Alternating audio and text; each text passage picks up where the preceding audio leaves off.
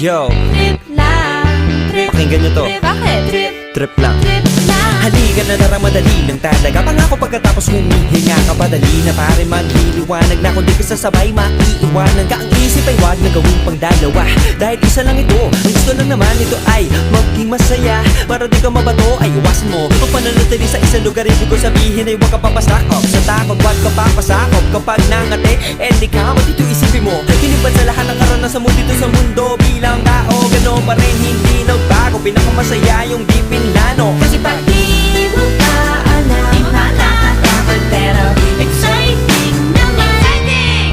Yeah! Sumabay lang sibat na ng bahala. Oras na subukan ang di pa nagagawa. Minsan lang kaya magpakaligaya. Mag-enjoy, magsaya, walang mawawala. Trip, trip, trip, trip lang.